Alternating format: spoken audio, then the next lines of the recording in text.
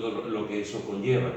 Semana Santa nos da pie para hablar de la muerte, la resurrección y todo lo que ocurrió en la semana, como hemos visto antes cuando Olivia lo estaba diciendo, ¿no? En los cuatro evangelios, tres partes del evangelio tienen que ver con la última semana. Eso es muy importante, muy importante. Gran parte de los cuatro evangelios tiene que ver con la última semana. Se le dedica mucho tiempo a la última semana de Jesús. Se le dedica poco tiempo a su infancia, pero se le dedica muchísimo tiempo a su muerte, a todo lo que aconteció en el camino cuando llega a Jerusalén y todo lo que pasó. Por eso es importante ver, cuando llega Navidad, a reflexionar sobre eso, porque es el acontecimiento más importante que hay, juntamente con la muerte y la resurrección de Jesús. Si la Navidad, si la Navidad no es cierta, si Jesús no nació tal como nos enseña la Escritura, es una pérdida de tiempo. Y exactamente igual, si Jesús no murió ni resucitó, es una pérdida de tiempo. Por eso es muy importante que meditemos también, que reflexionemos sobre la Semana Santa. Y en el día de hoy me gustaría que pudiéramos ver, es interesante porque un poco al hilo de lo que estaba diciendo Olivia, después algunos habéis estado orando de cómo Dios también abre puertas. Y yo mismo también he dicho al Señor que el Señor sabe cómo abrir puertas y cerrar las puertas. Pues en el Evangelio de Lucas, concretamente en el Evangelio de Lucas, hay una serie de expresiones, una serie de situaciones en las que Dios abre puertas, en las que Dios abre una serie de circunstancias, de acontecimientos que nos enseñan un montón de cosas. Por ejemplo, en el capítulo 24, que no vamos a ver ahora porque lo veremos dentro de un ratito, pero en el capítulo 24 de Lucas, el versículo 1 y 2 dice, ¿quién nos quiere leer? Capítulo 24 de Lucas, versículo 1 y 2. El primer día de la semana, muy de mañana, vinieron al sepulcro, trayendo las especias aromáticas que habían preparado, y algunas otras mujeres con ellos, y hallaron removida la piedra del sepulcro. Muy bien, fijaros que dice que van estas mujeres muy de madrugada, de mañana, al amanecer, y hayan removida la piedra del sepulcro. En la versión traducción del lenguaje actual, dice, cuando llegaron vieron que la piedra que tapaba la entrada de la tumba ya no estaba en su lugar. Cuando llegaron vieron que la piedra que tapaba la tumba ya no estaba en su lugar. Lo dejo aquí, y lo que dejo aquí es un sepulcro abierto. Después retomaremos a este sepulcro abierto. Pero mirad lo que dice en Lucas capítulo 3, versículo 21 y 22. Lucas capítulo 3, versículo 21 y 22. ¿Quién lo quiere leer? Aconteció que cuando todo el pueblo se bautizaba, también Jesús fue bautizado, y orando el cielo se abrió, y descendió el Espíritu Santo sobre él en forma corporal, como paloma, y vino una voz del cielo que decía, tú eres mi hijo amado, en ti tengo complacencia. Muy bien, fijaros que antes estábamos hablando, y después ocuparemos un poquito más de espacio, del sepulcro abierto. Y aquí estamos hablando del cielo abierto. Del cielo abierto. Lucas separa a que veamos esto. ¿Qué os parece a vosotros este texto? Estos dos versículos, que también aparecen en Mateo y también aparecen en Marcos. ¿Qué os parece a vosotros este texto? Se iban a bautizar allí personas, ¿no? Y con nadie se abrió el cielo, pero cuando fue bautizado Jesús, se abrió el cielo, como señal que el que se estaba bautizando era el Hijo de Dios, como dijo, y en él tengo complacencia. Cuando se bautizaron los demás, no salió nada. Pero lo que yo voy a decir. ¿Alguien más? Que se da la persona de Dios, al Padre, el Espíritu Santo, en plena comunión, de testigos, como dice el Señor, los dos testigos con cada acción. ¿Alguien más? Este es uno de los fuertes testimonios que tiene que ver con la vida de Jesús. Hay un testimonio que es este, al principio. Hay un testimonio cuando se fue, subió a los cielos, después de muerte y de muerte. Hay una serie de testimonios muy fuertes, pero este, que el diciéndole a todos, es la voz de Dios. Normalmente la voz de Dios es únicamente para los profetas. Pero aquí es para el pueblo. No, el pueblo ya no estaba allí bautizado. Yo supongo que los que estaban allí se enteraron de lo que estaba diciendo. En una traducción viene diciendo solamente de lo mucho el que estaba bautizando, el que se estaba bautizando y nadie más. Supongo que se enteró todo el mundo. Y dice, todo el mundo estaba enterándose de la voz de Dios. La propia voz de Dios. O sea que era una cosa que era únicamente para profetas y personas así que en sueños, Abraham, para ese tipo de personas, pero no para el pueblo. Y en este caso, es el caso. ¿Por qué pensáis que Jesús se bautiza? Porque era necesario. ¿Por? Era necesario. ¿Por? Porque él tenía que cumplir todo lo que nosotros hemos cumplido, él es el primero en todo. Dar ejemplo, ¿no? En ese sentido. Porque era necesario para cumplir lo que estaba establecido, porque para dar ejemplo. No sé, ¿hay profecías que dice que estaría bautizado o no? No. Profecías, pero no hay. No, cuando va a que lo bautice su primo, dice, tú eres el que me tienes que bautizar a mí. Sí. Eso sí. Sí, por eso le dice, no, se tiene que cumplir, pues está de esa manera. Es interesante porque fijaros que aquí hay varias teorías con respecto a por qué Jesús se bautizó. Una teoría que a mí especialmente me llama mucho la atención y me produce cierto sentimiento de ternura. Es porque su madre se lo pidió. O sea, hay alguna teoría, alguna leyenda por ahí, alguna cosa de que su madre veía que los muchos judíos eran bautizados por Juan el Bautista, que era su primo, y a su madre también, de alguna forma por obedecer a su madre, bajó a las aguas de bautizo. Esa es una teoría. No, digo que es una teoría. No es una cosa, pero que produce cierta ternura a la hora, por lo menos a mí, a la hora de pensar en eso. El museo de la boda de Caná. Eso, es una cosa. Claro, sí. No hay nada en la escritura, ni mucho menos en ese sentido, pero bueno, hay otras que dicen, que sí, esta sí cobra más importancia. De hecho, teológicamente, quizás sea la que tiene más razón, más peso y la que prácticamente todo el mundo coincide, es que fue necesario para que se identificara con el pecado de la gente. Igual, Jesús se identificó con la línea que está diciendo Conchi, Jesús se identificó con todo, aunque evidentemente Jesús no se identificó con el pecado de él porque no tuvo pecado, pero sí se identificó con lo que estaba pasando. Era un bautismo de arrepentimiento. En aquel momento no olvidemos que en el tiempo de Juan el Bautista estaba viendo, por seguir hablando del avivamiento, estaba viendo un avivamiento en Israel. Había muchísima gente, era un momento de gran expectación. Era un momento en el que muchos judíos estaban esperando al Mesías y se daban una serie de señales. En el mundo. Había un hervor ahí. Mucha gente estaba orando y pensaban que era el momento. Después de siglos de espera, se levantaron muchos profetas, muchos le decían Mesías. Había un caldo de cultivo. Y cuando Jesús aparece, Juan el Bautista ya había hecho una labor. Juan el Bautista, como fiel precursor que era, como fiel heraldo, había predicado. Y cientos y cientos de personas lo estaban siguiendo. Y esos cientos de personas se bautizaban en señal de arrepentimiento.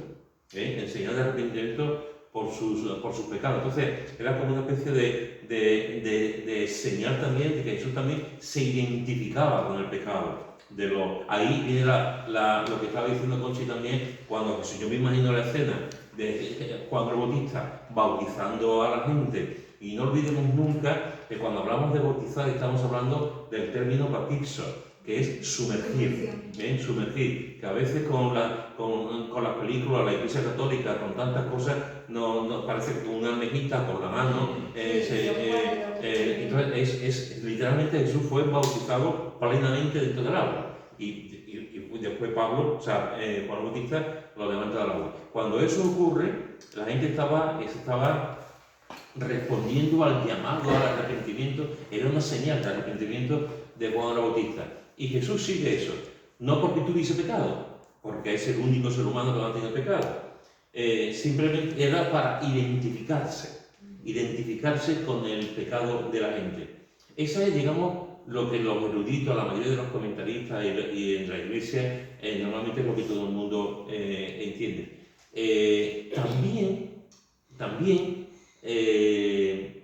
creo que Jesús se bautizó aquí porque fue el comienzo de su ministerio público. Fue la señal de su ministerio. Durante 30, si seguimos un poquito adelante, en el versículo 23 dice, Jesús mismo al comenzar su ministerio era como de 30 años. Era como de 30 años. Hasta ese momento, hasta esos 30 años, ¿qué sabemos de Jesús? Por lo que sabemos de Jesús es lo que nos dice la poca información que nos da la Escritura. Lo último que sabemos de Jesús en su infancia, lo último que sabemos es cuando habla con los doctores de la ley, los maestros de la ley, cuando él tiene 12 años y los doctores de la ley se quedan sorprendidos y maravillados de cómo un niño con 12 años conoce todo lo que él sabía, conoce incluso más que ellos. A partir de ese momento, esos 12 años se pierde la vista, ya no sabemos nada. No sabemos nada acerca de la infancia de Jesús. Como he dicho en algunas otras ocasiones, hay algunos libros apócrifos, leyendas, como estas que he dicho ahora, de que por amor a su madre fue leyenda, cosas así, pero en realidad la escritura no se sabe. Y la información previa al encuentro con los maestros de la ley tampoco es mucho, es muy poca la información que se da. El Señor no ha hecho nada que no venga, que estuviera establecido. Ya, le estoy escuchando lo de la madre cuando en realidad el padre dice, este es mi hijo amado, que es el único que le complace. Así que el Señor viene a hacer la voluntad del Padre. Así que fijaros que este es el principio del ministerio. A partir de este momento la vida de Jesús, permitidme esta expresión, cambia por completo, porque aquí es cuando él comienza ya a lo que había venido. Digamos, son 30 años de preparación, 30 años donde él estuvo en la carpintería con su padre, 30 años donde estuvo en su pueblo, 30 años donde todo el mundo le conocía, 30 años, no olvidemos lo que dice la Escritura, sujetos a sus padres, 30 años donde él se está preparando y llega el momento, en este clímax, en este momento en el que la nación entera está buscando un Mesías, en el que hay miles de personas que están siguiendo a Juan el Bautista, en este momento es el adecuado, a partir de ahora, en ese bautismo comienza su ministerio. A partir de aquí, todo cambia. A partir de aquí empieza a viajar, a partir de aquí empieza a ver a los apóstoles, ora una noche entera por todo aquello que lo estaban siguiendo, de esos discípulos que lo estaban siguiendo escoge a 12, se ve también los encuentros que tiene con Pedro, con Andrés, con Juan, con su hermano, con Natanael, etc. Se ve como los encuentros que tiene, cómo los va llamando, y a partir de ahora, ¡boom!, la enseñanza, el discipulado integral que hace con ellos, porque se pasa 24 horas del día con ellos. Y todo comienza aquí. Con él ya no vuelve a su casa, y cuando vuelve a su casa es por otros motivos, como por ejemplo cuando lee en la sinagoga y tal. Pero ya se desprende, ya hace recorrido por Galilea, recorrido por Judea, va a zonas de Decápolis, hace un recorrido tremendo por allí, predicando el Evangelio. Comienza aquí. Y en este bautismo, cuando vemos ahí, como muy bien ha dicho Conchi, esta es una prueba también muy importante acerca de la Trinidad, que es una doctrina muy importante, una doctrina básica, fundamental, una espina dorsal que tenemos. Quitamos la Trinidad y no tenemos nada. Porque fijaros que aquí nos dice que cuando el pueblo se bautizó, también Jesús fue bautizado y orando el cielo se abrió. Es interesante, porque el Espíritu Santo no nos dice que oró. Cachis. Qué bueno hubiese sido saber que oró, pero no oró, no se pone en ningún texto. Aquí Lucas, que es un buen informante, que ha investigado, que ha preguntado para saber todo lo que ocurre con Jesús y toda su vida, el cielo se abrió, fue bautizado y orando. Seguramente estaría orando, alabando, no sé, porque en la oración se abre, el cielo se abrió, y fijaros que dice, y descendió el Espíritu Santo sobre él en forma corporal como paloma. Aquí vemos a Jesús orando, vemos que desciende el Espíritu Santo en forma de paloma, y escuchamos la voz del cielo, la voz de Dios. Esa voz del cielo, esa voz de Dios, es una voz impresionante. Y lo que dice, tú eres mi hijo amado, en ti tengo complacencia. Es tan lindo. Tú eres mi hijo amado y en ti tengo complacencia. En la versión en lenguaje actual dice, tú eres mi hijo a quien quiero mucho. Estoy muy contento contigo, me encanta. Tú eres mi hijo, y tú eres mi hijo a quien quiero mucho. Estoy muy contento contigo. Qué bonito. El Señor estaba contento, lo amaba, estaba súper contento con él. Pues, y en ese momento es como la Trinidad, tanto Él como el Espíritu Santo como el Padre, diciendo, comienza la acción. Comienza la acción. Y otra cosa que está Dios está diciendo que mi hijo amado y cómo uno encuentra lo maravilloso, pero está allí Juan el Bautista, no sé, o yo estoy viendo la película y dice, este es el Cordero de Dios que quita el pecado del mundo. Lo que se le venía encima es que se juntan muchas cosas y no las entendemos. Pero que salió para eso, para ser el Cordero de Dios que quita el pecado del mundo. Y eso fue de Juan, de parte de Juan, que José profeta, el Señor se lo había... De hecho, cuando sus discípulos empiezan a abandonar a Juan el Bautista, él dice detrás de él, porque él es el que quita el pecado del mundo. Es curioso que ahí el Espíritu Santo aparece en forma de paloma, como una paloma. Y cuando están los apóstoles todos juntos en el aposento alto, viene como lengua de fuego. Y no es caprichoso, lo dice de una forma o de otra, en cada momento. Sí, sí. ¿No te vais? Sí, sí. ¿Tú has visto algo? ¿Te iba a decir algo? Sí, es que tengo una duda, porque ahora que estamos hablando de Juan el Bautista, y él lo reconoce cuando se bautizó y todo, después cuando pasa el tiempo y va al Señor, cuando le dice, tú eres el que tenemos que seguir, yo no comprendo esa duda de Juan el Bautista en ese momento después, porque la gente quedaba, había visto la señal y todo, y después cuando va él le dice, aquí es que tenemos que seguir, como dudando. No entiendo esa reacción de Juan el Bautista. Está a punto de nadie que no entendía. Pepe, ¿tú vas a contestar? ¿No vas a contestar? Pensaba que iba a contestar. La porque he visto con la boca abierta, pensaba que iba a decir algo. Yo no pensaba decir nada, pero es que Juan el Bautista se había hecho contigo y a Jesús lo conocía como primo. Pero todavía él, aunque él ya en su vientre de su madre habló como hombre, podía tener sus dudas. Sí, claro, ahí está que la tuvo. Sí, Y porque ahí está hizo que la tuvo. esa confirmación. Necesitaba escuchar de él La qué era, confirmación. De todo el movimiento, todo lo que hubo allí, abrirse los cielos, el Espíritu Santo aparecerse, hablar. Tuvo que. Esto es lo que yo estoy queriendo atraer al mundo, al pueblo que venga a arrepentimiento, que aquí está el Cordero de Dios. Sí, sí. Es que después de todo lo que había visto y lo que había vivido, Eso es verdad, eres tú el que tenemos que seguir. Soy un poco así como diciendo, pero bueno, no has visto todo lo que has visto. Todavía Si suena... Había visto el bautismo, había No, el pero la Cordero obra de no. Dios que quita gente. Sí, pero hubo un tiempo ahora, pero antes déjame deciros que si suena mal, por decirlo de alguna forma, lo de Juan el Bautista, ¿cómo suena lo de Tomás? Porque Tomás sí estuvo 3 años literalmente con él. Tomás sí estuvo, Juan el Bautista no, pero Tomás sí estuvo 3 años con él. Lo vio y tuvo dudas. En el asunto de Juan el Bautista, cuando dice eso, ¿dónde se encontraba Juan el Bautista? ¿Lo recordáis?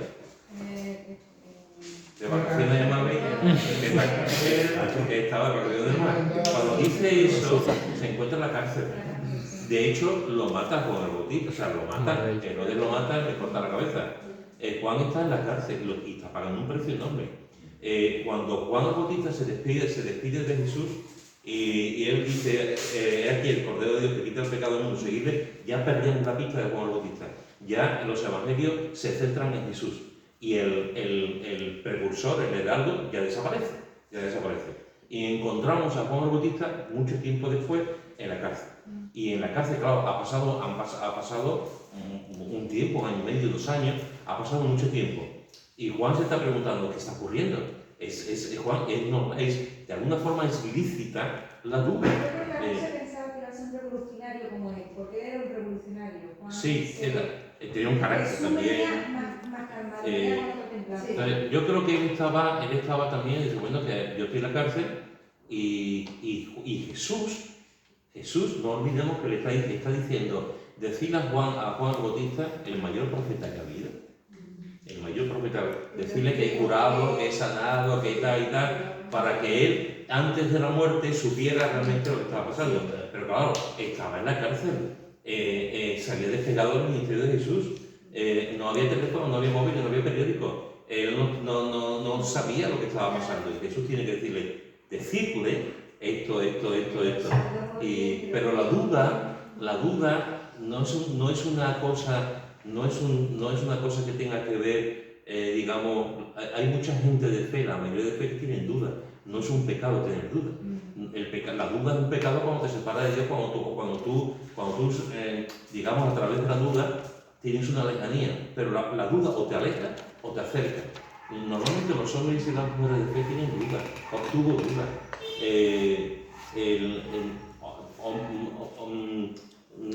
Tomás tuvo dudas. También, todos tenemos, y nosotros tenemos dudas. Puede ser, yo creo que Juan el Bautista pensara como la mayoría de los judíos, que Jesús iba a venir, iba a implantar su reinado, los romanos iban a desaparecer porque estaban oprimidos por los romanos, y cuando llegó él y empezó a hablar del amor, empezó a hablar del reino de Dios, y vieron que no era lo que esperaban. Por eso, Juan le entró esa duda, ¿eres tú el que había venido, esperamos a otro? Porque claro, puede ser por eso. Puede ser, pero en realidad no lo sabemos. En realidad no sabemos. La relación que tuvo con Juan el Bautista con Jesús fue muy importante. Fue muy importante desde el nacimiento. Os recuerdo que Elizabeth, cuando se quedó embarazada ya, el Juan Bautista estaba lleno del Espíritu Santo. Entonces, la relación fue muy importante y la actitud que tuvo Juan el Bautista con Jesús no cabe a duda de que sabía su cometido espiritual. Es necesario que yo mengue para que él crezca y a partir de ese momento Jesús va creciendo y él mengua. No soy digno de quitarle de ponerme y atarle los zapatos, ¿no? la correa de la sandalia. Entonces vemos que yo creo que Juan Bautista discernía bien, no, al contrario que otros, que discernía lo que iba a pasar, pero claro, pasaba el tiempo, era un hombre, estaba en la cárcel, lo estaba pasando mal, sabía que lo iban a matar, entonces era normal que dijera, bueno, aquí qué tal. Y Jesús no le discrimina, Jesús no le dice, decir al pesado a este hombre que tiene, a Tomás sí, pero a Juan Bautista no le, al revés le dice, decirle que curó a esto, que sanó a esto, que tal, como teniendo en consideración, mucha consideración. Y además lo que está diciendo es la profecía que hay. De Malaquía, en Isaías, efectivamente. Pero hay una cosa que estamos claros. A pesar, uno de los problemas para entender estas cosas es el desconocimiento que tenemos de la costumbre judía. Esto es verdad. Pero a Jesús, ¿cuántas veces dice Jesús, hijo de David, Jesús, hijo de David, Jesús, hijo de David? ¿Y quién era David? Si no fue el héroe que subió a Israel. El Israel más alto, más famoso y más fuerte fue el de David, ni siquiera el de Salomón. Porque Salomón lo que hizo fue recoger lo que traía su padre. Pero como pueblo, como nación, de hecho, nadie dice hijo de Salomón, sino que dicen hijo de David. Entonces, David es el león de Judá también, y por ende, pues, todo eso pasa a Jesús. Claro, ¿qué es lo que esperan de Jesús? Lo emperadores y eche a los romanos y eche. Sí, eso lo esperaba. Como si estaba todavía un mesías Sí. que los libres de los árabes que están allí, que tienen las mezquitas que hay allí alrededor, lo están esperando a el templo. Y es que el tema es conocer la mentalidad judía, conocer las costumbres judías. Y entonces se entera de cosas. Y lo cerrado que son los judíos, ¿eh? Y lo cerrado de acá, como está el que de Jeremías y este que cada figo de este que, madre mía, la veces se rica, madre mía, Pero ¿quién no peca? ¿Quién no peca? Pero por eso no somos mejores, Maricarmen. No, yo lo sé, ¿Quién no pero peca? yo digo, viéndome de aquel tiempo, yo no fue así. No, pero hoy no somos mejores. Se repite. Hoy todavía es peor, porque hoy tenemos todo el conocimiento de Dios y todo lo que tiene para nosotros. Yo recuerdo hace un montón de años que me invitaron a predicar en Madrid, en un retiro de una iglesia. Bueno, la iglesia que en aquel momento era pastor el presentador de Buenas Noticias de Televisión, José Pablo Sánchez. En aquel momento era el pastor de iglesia, Canilleja. Y me invitaron a predicar una conferencia y nos fuimos para allá, una conferencia, un retiro de iglesia. Y después me pidieron que después de la predicación hiciera una serie de preguntas para estudiar el minigrupo. Y recuerdo que en uno de esos minigrupos, Xavi y yo, pues estábamos, nos tocó en un minigrupo y había un judío convertido. Y me recordaba a Pablo. Porque era una persona muy vehemente, muy apasionado. Por lo visto los judíos son muy apasionados, muy en forma. Y este estaba llenando de grupo convertido, el hombre se había convertido, pero la forma de hablar es ¡guau!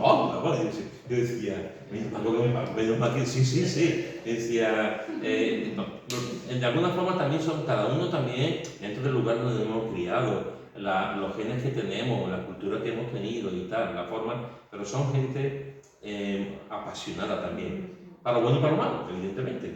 Pero fijaros que aquí, en este sentido, cuando estamos hablando del cielo abierto, estamos hablando de un milagro, estamos hablando de que Jesús está orando, estamos hablando de que hay una señal en el cielo se abre, estamos hablando de la Trinidad y estamos hablando de lo que Jesús le dice, ¿no?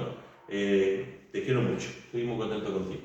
Me encanta. ¿Recordáis alguna otra ocasión en la que el cielo se abra?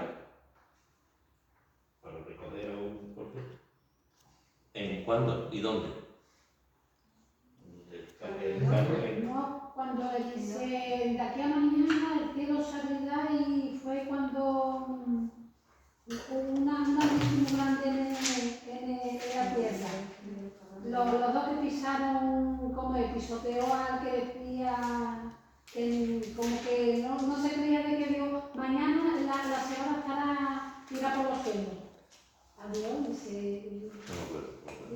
No me acuerdo. El caso de Elías, que yo recuerde, el cielo abierto, cuando Se puso a andar y se perdió. No se puso a andar con el Señor, desapareció, se lo llevó, le dio la mano y estaba Encontró la puerta del cielo. Pero hay que yo recordé, dos textos llamados, aparecen en el libro de los Hechos, donde recordéis a Pedro, Esteban lo están apedreando y ve el cielo abierto y al Padre a Dios, ve el cielo abierto. Y está, es como un canal de televisión que se abre y estamos viendo, ¿no? O sea, es impresionante, ¿no? Y después también vemos a Pedro, que está en la terraza, que se ve el cielo abierto y dice, y un gran lienzo, y dice, mate y come, y el cielo se abre. Entonces, no es la primera vez que aparece, pero desde luego esta escena es la más impresionante de todas, y vemos cómo Lucas está hablando del cielo abierto. Y ahora vamos al capítulo 4 de Lucas, capítulo 4, versículo 16 al 21. ¿Quién lo quiere leer? Lucas, capítulo 4, versículo 16 al 21. Vino a Nazaret, donde se había criado, y en el día de reposo entró en la sinagoga. conforme a su costumbre, y se levantó a leer. Y se le dio el libro del profeta Isaías. Y habiendo abierto el libro, halló el lugar donde estaba escrito: El Espíritu del Señor está sobre mí, por cuanto me ha ungido para dar buenas nuevas a los pobres. Me ha enviado a sanar a los quebrantados de corazón, a pregonar libertad a los cautivos y vista a los ciegos, a poner en libertad a los oprimidos, a predicar el año agradable del Señor. Y enrollado el libro, lo dio al ministro, y se sentó, y los ojos de todos en la sinagoga estaban fijos en él, y comenzó a decirles: Hoy se ha cumplido esta escritura delante de vosotros. Muy bien. Hemos visto el cielo abierto, aquí encontramos un libro abierto. Un libro abierto. ¿Qué os parece este texto? ¿Comentarios? Impresionante. También lo viste en Isaías 61. Pero es impresionante cómo enrolló el pergamino y se puso: hoy se ha cumplido esto en mí. Se quedaría todo como diciendo: pero fíjate que se cree. Pero no, lo quisieron pegar y todo. Sí. ¿Qué autoridad más grande se notaba que era Dios? En la forma de decirlo, en la forma, porque nadie puede decir eso, nada más que Dios. Hoy se ha cumplido esto. De que va. Eso es lo mínimo que diría lo que estaba Pero con esa autoridad sin prepotencia, mira, hoy se ha cumplido. Si lo creéis o no lo creéis, se ha cumplido. Al oír estas cosas, todos en la sinagoga señalaron de ira. Versículo 28. Y levantándose le echaron fuera de la ciudad y le llevaron hasta la cumbre del monte sobre el cual estaba edificada la ciudad de ellos para despeñar. Mas él pasó por medio de ellos y se fue. Esto es lo que provoca, efectivamente. Provocó la ira, el enfado, el rechinar de dientes. Porque lo que estaba diciendo... Aquellos sacerdotes, aquellos saduceos que han creído. Lo que estaba diciendo... Y aquí no pone que se rompieran las vestiduras y se... Fijaros que dice que vino a Nazaret, lugar donde había estado, lugar de su infancia. Vino a Nazaret, donde se había criado, y en el día de reposo, el sábado, entró en la sinagoga, conforme a su costumbre, y se levantó a leer. Y se le dio el libro del profeta Isaías. Es interesante el papel del libro de Isaías. Es uno de los libros que más se repiten en el Nuevo Testamento. Claro, normalmente en la sinagoga estaba el presidente de la sinagoga, el que era la persona que llevaba la sinagoga, y los pergaminos estaban guardados. El rollo de Isaías tiene que ser un rollo tremendo, porque son muchos capítulos, es un libro muy grande y tenía que ser un rollo impresionante. Estaba guardado, el presidente de la sinagoga o alguien delegado por él coge el rollo, lo pone encima y ahora Jesús se levanta y abre el libro. Me encanta esta expresión. El libro fue abierto y halló Jesús. Abre el libro y lo abre por Isaías, abre por este capítulo. Curiosamente, abre por este capítulo y habla de lo que dice Isaías 61. Y él dice, después de leer todo esto, dice: esto se ha cumplido hoy. Que es cuando la gente se queda: pero esto no está, y poco a poco empiezan a decir: está diciendo que es Dios. Y para un judío decir que eso era, por eso lo quisieron matar. Y no solamente ahora, también en otros momentos lo quisieron apedrear por hacerse con la autoridad, decir que era Dios. Yo soy el que soy, efectivamente. Y lo quieren matar. Y él lee ese libro, y fijaros que en ese texto y dice: el Espíritu del Señor está sobre mí. Yo creo que ya la gente cuando empieza a decir, bueno, en ese momento como está leyendo del texto, seguramente todavía no lo había, pero el Espíritu del Señor está sobre mí por cuanto me ha ungido para dar buenas nuevas a los pobres. Es interesante los grupos de personas que aquí se mencionan. Se mencionan los pobres, se menciona sanar a los quebrantados de corazón, se menciona libertar a los cautivos y libertar a los oprimidos, se menciona dar vista a los ciegos. Es decir, hay un cúmulo de personas en la que Jesús va a actuar, el Evangelio va a actuar con los pobres, va a actuar con los quebrantados, con los tristes de corazón, va a libertar a los cautivos, dar vista a los ciegos. Es decir, hay un perfil, una galería de personajes en la que se nos dice cómo Jesús va a entrar en ellos, a actuar en ellos y los va a sanar. Es impresionante. Pero Hasta ahí nadie se pero que más le sentó que dijera que se cumplió. Claro. Ahí La está segunda leyendo palabra. Isaías, pero cuando dijo hoy se cumplió. Si Jesús podía haber dicho, bueno, y hacer una aplicación. Nosotros que estamos aquí en la sinagoga tenemos que cuidar a los pobres, no hubiese pasado nada. Tenemos que tener misericordia con los oprimidos, no hubiese pasado nada.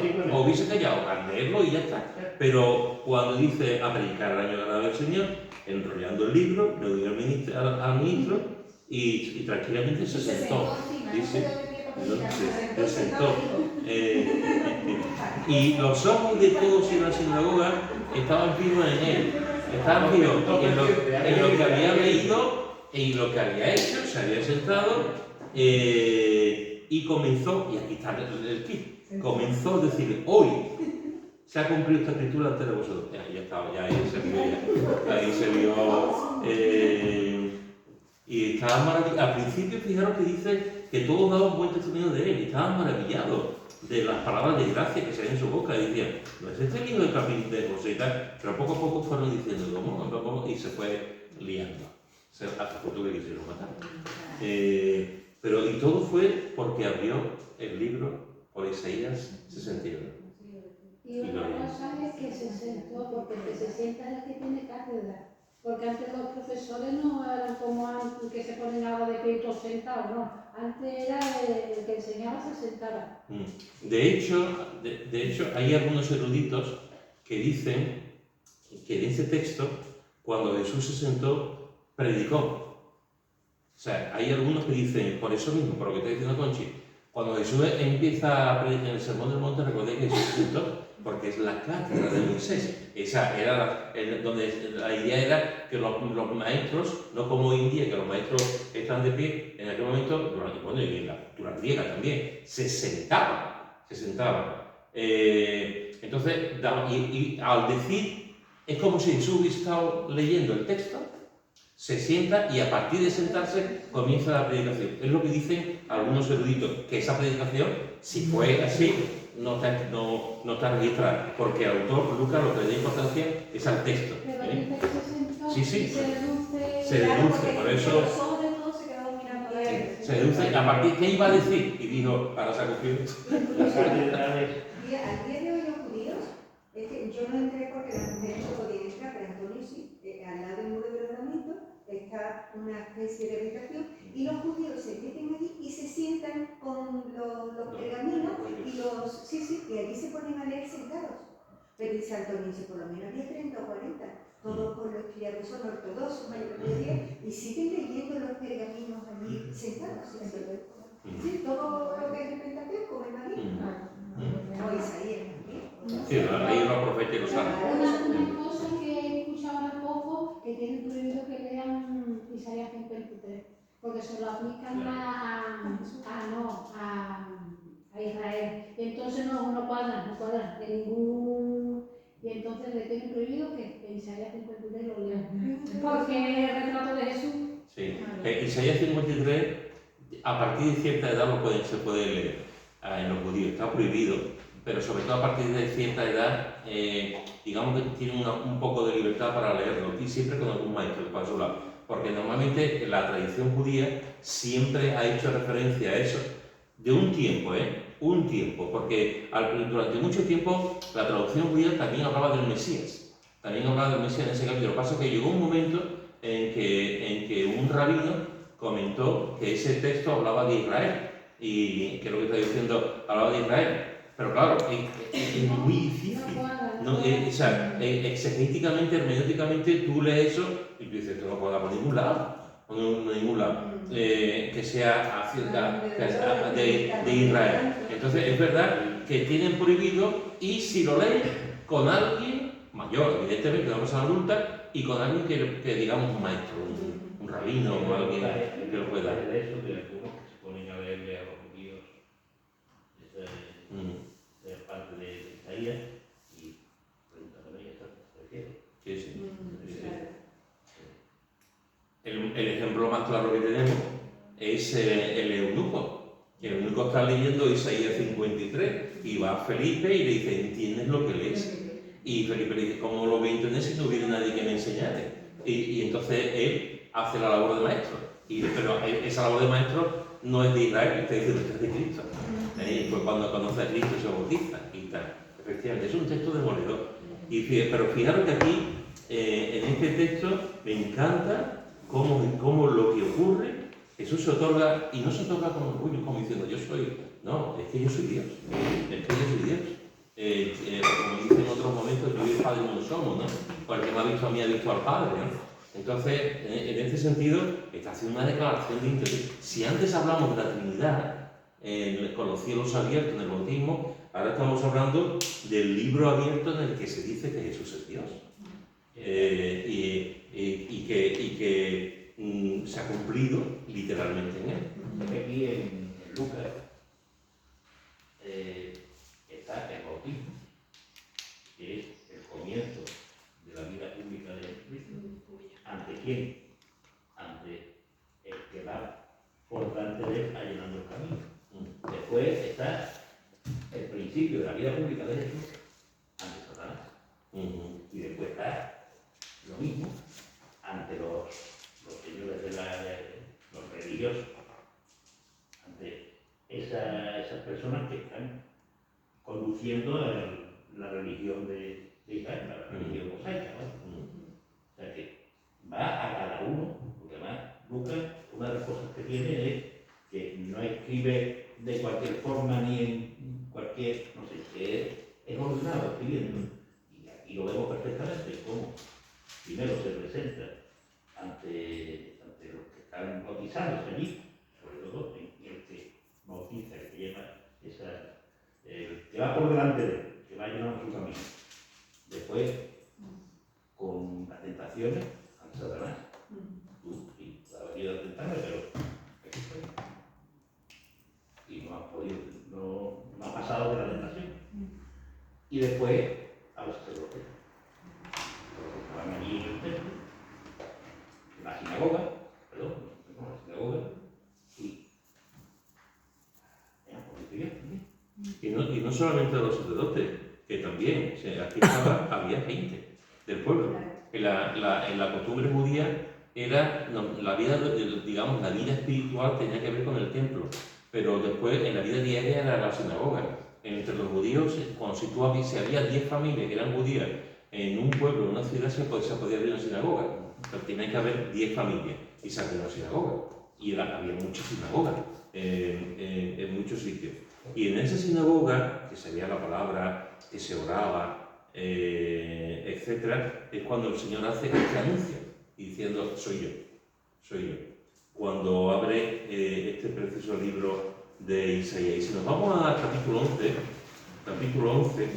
versículos, capítulo 11,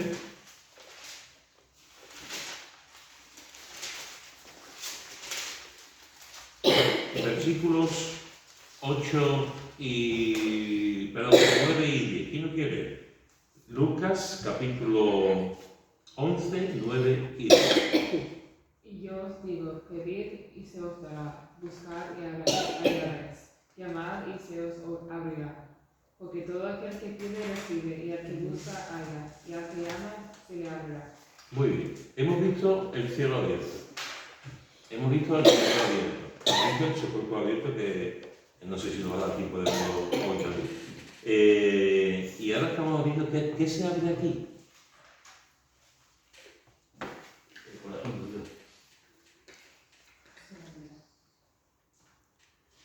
¿Por qué se abre?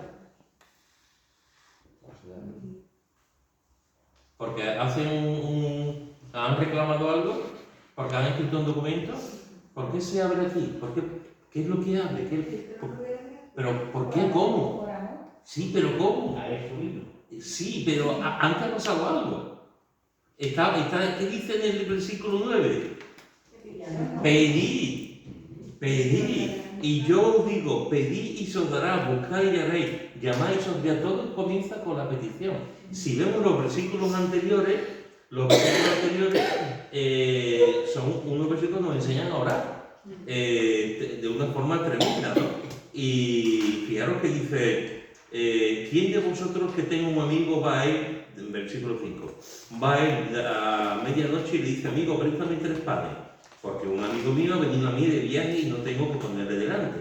Y aquel, respondiendo desde dentro, le dice, no me moleste, la puerta ya está cerrada y mis niños están conmigo en cama y no puedo levantarme y dártelo. Os digo que aunque no se levanten a dárselo por ser su amigo, sin embargo, por su importunidad, se levantará y le dará todo lo que necesita.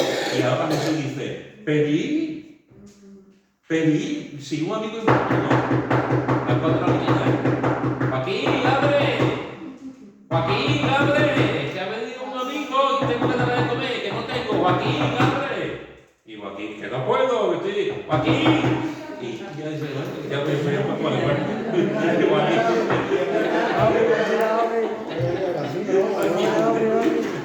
o le tengo le abro. Y abre. Nosotros no podemos olvidar que en la mentalidad judía, y no solamente judía, la mentalidad oriental, la hospitalidad es muy importante. Y no se nos puede olvidar que en este tiempo las puertas estaban abiertas durante el día. Es como nosotros, cuando yo era niño, muchas puertas estaban abiertas. En las casas estaban. Entonces, las puertas estaban siempre abiertas. Cuando llegaba la noche, cuando cerraban las puertas. Cerraban la puerta y las casas eran casas muy pequeñitas, donde normalmente se dividían en 2 o 3 estancias y normalmente eran familias muy grandes. Eran 9 niños, 8 niños, 11 niños, que vivían en una casa pequeñita, dividida un poco. Había una sala donde en el frío pues digamos, ponían una especie como de fuego para calentarse todo y los animales vivían dentro. Gallinas, los corderos que vivían dentro. O sea, que aquello era espectacular. Si tú tenías que levantarte a las 4 de la mañana para ir al cuarto de baño, despertaba todo el mundo. O sea, era una situación, sí. Claro, cuando llega el vecino le dice, mira que tengo una visita y no tengo nada de comer. ¿Cómo me voy a levantar? Voy a despertar aquí todo el mundo. Y Jesús dice, ¿veis? Jesús dice, pedid y se os abrirá, porque todo aquel que pide recibe, y el que busca y el que llama se le abrirá. La puerta abierta de la oración, hermanos. Lo que estamos viendo también durante toda esta semana. La puerta abierta de la oración. La oración abre puertas. La oración abre puertas. También lo cierra, También lo cierra. También hay situaciones en las que el Señor cierra y el Señor te contesta. Pero el Señor abre en situaciones que tú no acabas de ver, de entender. El Señor abre puertas. Sí, por la oración. De alguna forma esto nos debe de ayudar a, como también en otro momento nos enseña, a ser persistente, como aquella mujer que va a la viuda, que va pues, persistente. Son ejemplos, son dos ejemplos que Jesús pone de la importancia de, Señor, dame esto, y ya no te lo digo hasta dentro de 20 años. Yo dice, pide y se os dará, y se os abrirá. Y tenemos que darnos cuenta de la importancia de pedir.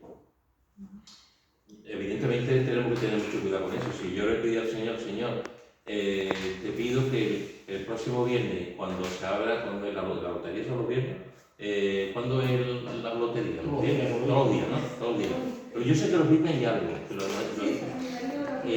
viernes lo salen por televisión, todos los días.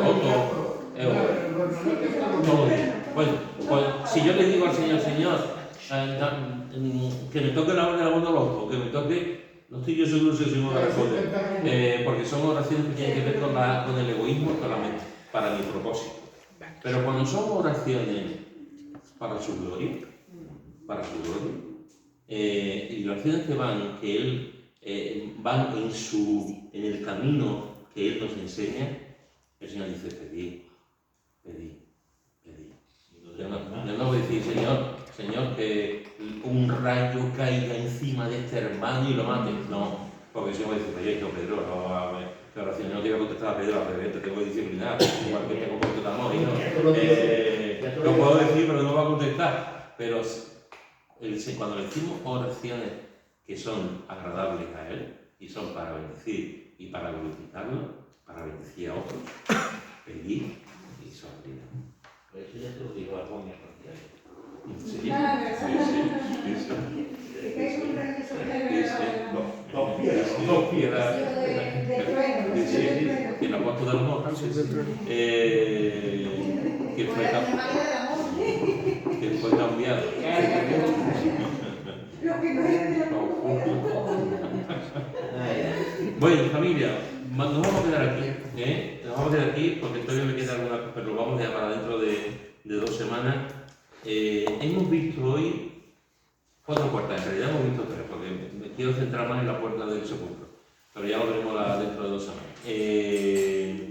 Como hemos visto al principio. Hemos visto hoy que Lucas nos habla de que el cielo se abrió, que realmente es una cosa preciosa, que el cielo se abrió en este bautismo de Jesús. Hemos visto hoy que el libro se abrió, el libro de Isaías, y hemos visto hoy que la oración también abre puertas. La oración también abre puertas cuando acabamos en la semana que viene, dentro de 2 semanas, seguiremos hablando de otras 2 puertas que aparecen, una de ellas es el sepulcro y otra que también veremos. Que Dios nos ayude a ver estas 3 puertas abiertas y a discernir también cuando Dios abre puertas para